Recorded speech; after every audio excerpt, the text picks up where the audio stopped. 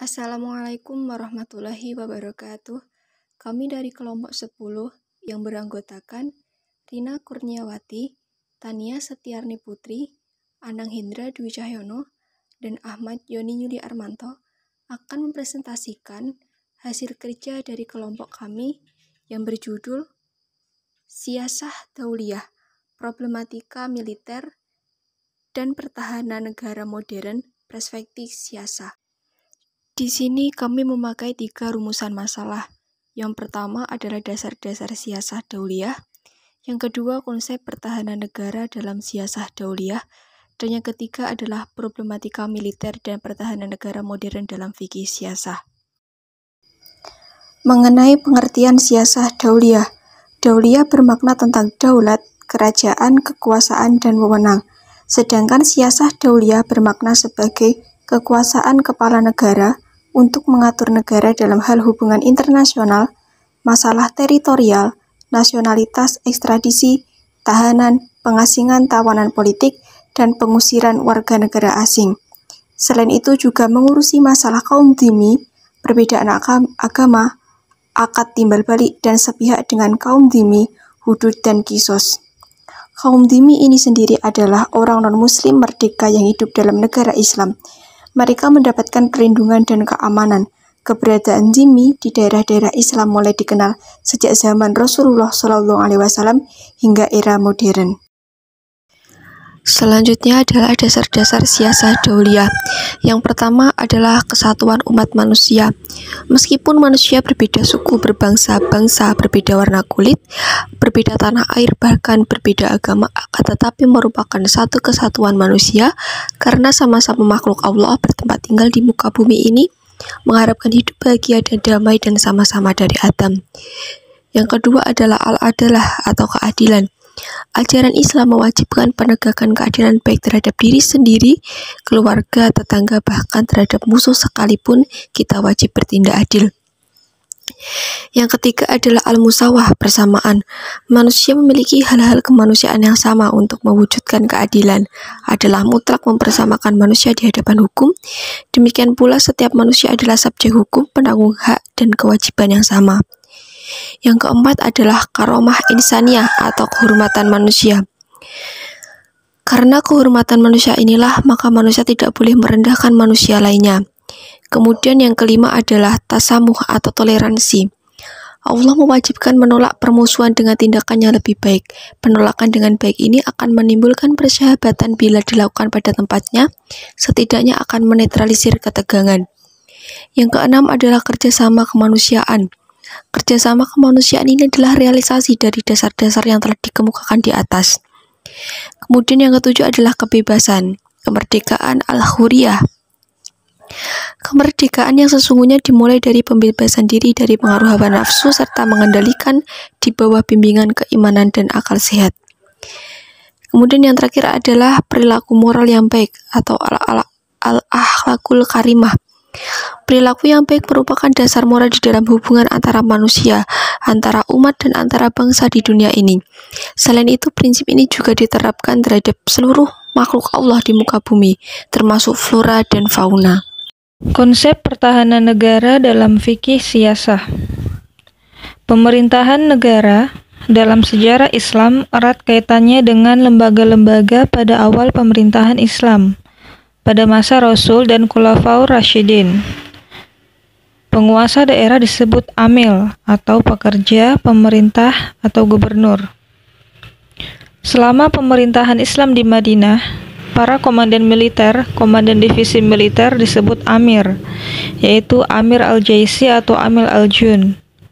Para gubernur yang pada mulanya adalah para jenderal yang menaklukkan daerah. Tugas pertama amir pada awalnya sebagai penguasa daerah adalah mengelola administrasi politik, pengumpulan pajak, dan sebagai pemimpin agama.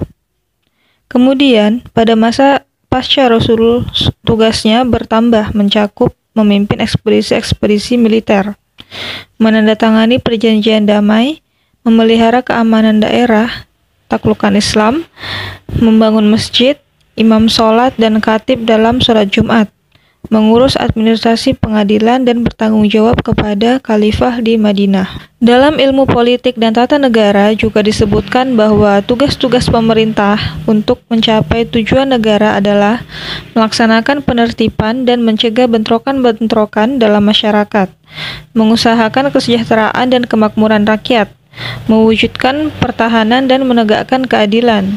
Secara umum adalah tugas-tugas kepala negara atau pemerintahan dengan aparaturnya adalah mengurus negara dan memimpin seluruh rakyat dalam berbagai aspek kehidupan, mempertahankan kemerdekaan, melaksanakan keamanan dan ketertiban umum agar terhindar dari gangguan dan serangan dari luar maupun dari dalam, mengembangkan segala sumber bagi kepentingan hidup bangsa dalam bidang sosial, politik, ekonomi, dan kebudayaan.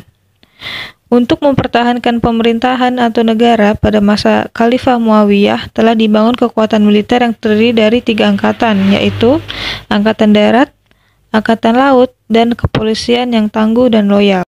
Selanjutnya di sini saya akan menjelaskan tentang dalam Islam tentara dibagi menjadi 2 kelompok militer, Murtazikoh dan militer Mutatawiyah. Militer Murtazikoh adalah militer yang secara resmi diberikan gaji tetap oleh negara. Mereka dipersiapkan secara khusus untuk mempertahankan negara dengan menghalau musuh-musuh yang dari luar dan akan menduduki negara. Mereka secara resmi digaji oleh negara dari pos pertahanan dan keamanan. Sebagai konsekuensinya, mereka harus siap setiap saat untuk berperang apabila negara dalam keadaan bahaya. Militer Mutatawiyah adalah militer semesta atau militer sukarela yang dijadikan sebagai cadangan kalau negara dalam keadaan bahaya. Peperangan tidak saja sebagai hak-hak kaum muslimin dalam menegakkan agama, tetapi juga kewajiban dalam rangka menegakkan agama Islam. Problematika militer menurut fikih siyasah sendiri ialah instrumen fikih siyasah dalam sistem negara Islam sebetulnya refleksi atas perbedaan dari beberapa firqah dan perbedaan pendapat. Pada gilirannya membuat satu dimensi utuh yang sudah menjadi keharusan adanya sistem yang mengikat dalam kelembagaan bangsa dan negara. Dengan mendefinisikan sistem politik Islam merupakan cara untuk mewujudkan tatanan masyarakat madani dalam rangka mewujudkan peradaban lengkap yang mampu membedakan antara agama dengan negara. Di titik inilah Islam bukan hanya sekedar teologi atau moralitas, tapi sebuah sistem menyeluruh yang tidak dikotomikan antara yang sifatnya profan dan sakral, kekal dan temporal, spiritual dan mistik, baik dan buruk. Namun Islam mengatur semua aspek kehidupan. Sedangkan mengenai perjanjian antar negara yang diistilahkan dengan al-ittifaq atau kesepakatan, terdapat syarat-syarat tertentu yang mengikat. Suatu perjanjian seperti yang mengadakan perjanjian mewakili kewenangan, kerelaan dari kedua belah pihak, isi perjanjian dan objeknya tidak dilarang oleh syariat Islam. Penulisan perjanjian menaati perjanjian. Dalam kondisi perang, keadaan darurat itu sangat nyata. Pilihannya hanya 2, membunuh dan dibunuh. Itulah hukum perang yang nyata. Hanya saja kaum muslimin yang berjihad fisabilillah tahu persis sesuai dengan pandangan hidupnya. Untuk agama dia berperang dan apa makna sayyid di medan perang. Karena itu sangat penting untuk diketahui kenapa perang harus terjadi. Apakah perang dalam Islam untuk mempertahankan diri, perang dalam rangka dakwah, atau perang untuk melindungi hak negara yang sah yang dilanggar oleh suatu negara lainnya tanpa sebab yang dapat diterima. Perang yang tidak sah menurut Ali Mansur adalah suatu peperangan yang bermaksud untuk memperluas wilayah, memperluas pengaruh, dan keinginan untuk menduduki dan menguasai negara lain. Peperangan dalam siasah dauliyah disertai dengan aturan-aturan yang dibenarkan dalam alam. Di antaranya yaitu adanya pengumuman peperangan yang memungkinkan sampainya berita itu kepada musuh, adanya etika dan aturan dalam peperangan seperti dilarang membunuh anak-anak, dilarang membunuh wanita yang tidak ikut berperang, dilarang juga memperkosa, Dilarang membunuh orang yang sudah tua apabila orang tua itu tidak ikut berperang. Tidak merusak pohon, sawah dan ladang. Tidak merusak binatang ternak. Tidak menghancurkan rumah-rumah beribadatan. Dilarang mencincang mayat musuh. Dilarang membunuh pemuka agama dan tidak melampaui batas. Demikianlah presentasi dan pemaparan materi dari kelompok kami. Ada kurang lebihnya, kami mohon maaf yang sebesar-besarnya. Ihdinas syiratal mustaqim. Wassalamualaikum warahmatullahi wabarakatuh.